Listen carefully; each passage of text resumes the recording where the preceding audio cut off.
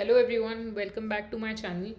Um, Today I'm here to present a video on the February forecast for Aries sign, Mesh Rashi. This is primarily applicable from your moon sign because moon signs, and do refer to my transit video where I explain how moon signs and ascendant signs are different when it comes to assessing the transit. Again, a short summary, this video will be applicable for you if you are a Aries moon and if you are a Aries ascendant. If you're both, it's the best, but even if one of that applies, it works. When we begin the month of February of 2025, I think initially there will be a sense of relief because now the planets have started moving out of your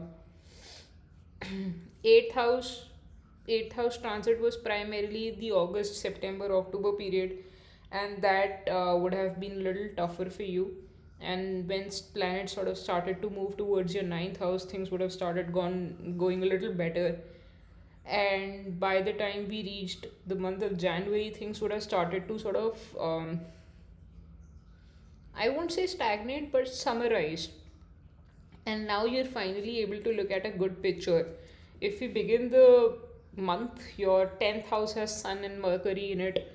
That is probably one of the excellent transits. Sun, your fifth lord, has gone into the 10th house.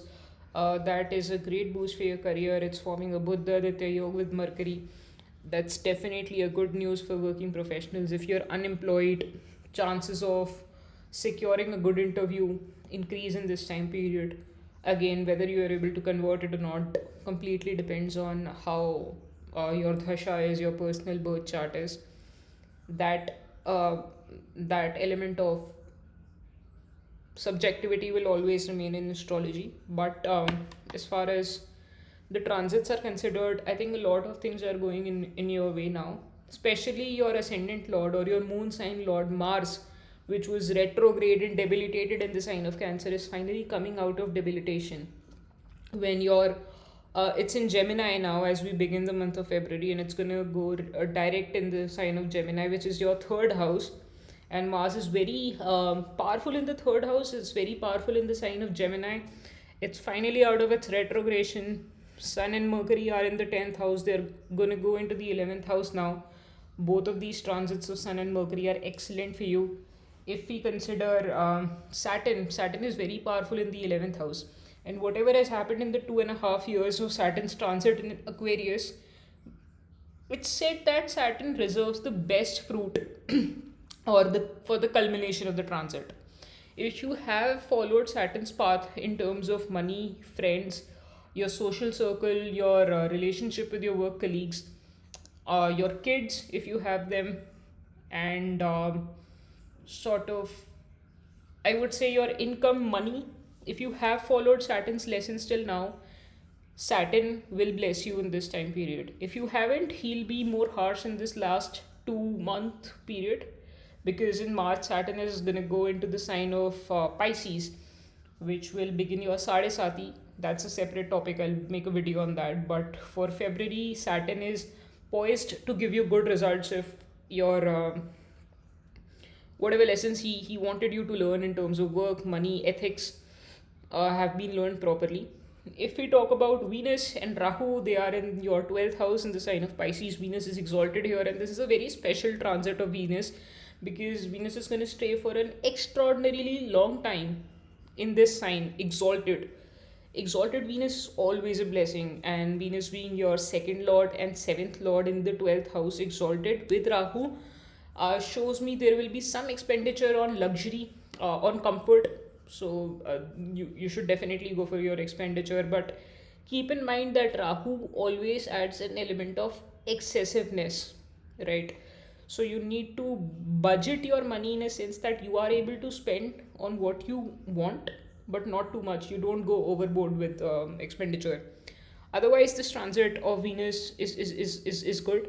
Rahu is comfortable in your sixth house. Rahu will work towards cutting your enemies in a sense. You'll be able to achieve victory over your enemies if you're sort of disinterested in routine and work matters. I think this is a time period that you start paying attention to your work. You start paying attention to your routine. You maintain at least some sense of balance between your normal day-to-day mundane tasks and you know staying within your comfort zone. There should be a balance. It's not that you cannot completely ignore the day-to-day mundane tasks of life. Ketu is going to help you if there are obstacles with the sixth house. If there are any enemies, any legal cases, any obstacles that might come in. Otherwise, if we see Jupiter again, Jupiter is retrograde. Jupiter is in your second house. Be wise with regards to money.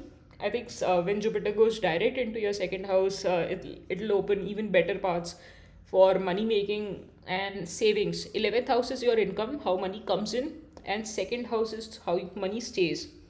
For some people, if the 11th house is very strong, their income is very high, but second house is equally weak, so money comes and money goes as well.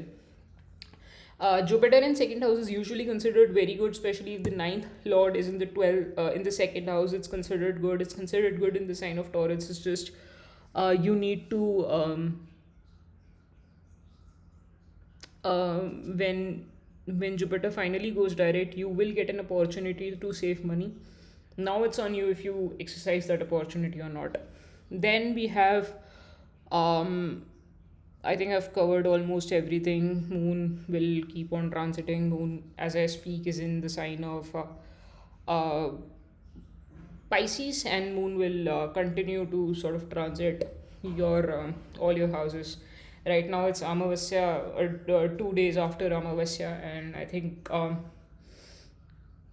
this is all I have to say. Overall, this will be a balanced month. All the saturation, the work politics, the inimical issues, the disturbances in your normal day to day pattern that have occurred in the past will sort of saturate. Now you will be actually able to utilize your energy in a good manner, particularly because Mars is now direct. Mars will go direct later in the second half of February, but before Mars goes direct, he goes stationary, right? So when he's stationary, he's the most powerful, and he's your lord.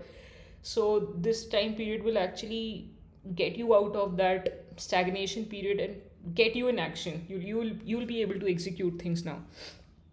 I've also made a video on the retrograde motion and the different motions of planet. I suggest you check it out there. As always, if you like the video, please like the video, subscribe to the channel down below, and do comment what videos you want to see next. I'll try to make videos for all the 12 signs. This was Aries, and I'll cover all of them for the month of February, and maybe we can take it forward to the month of March then. Thank you.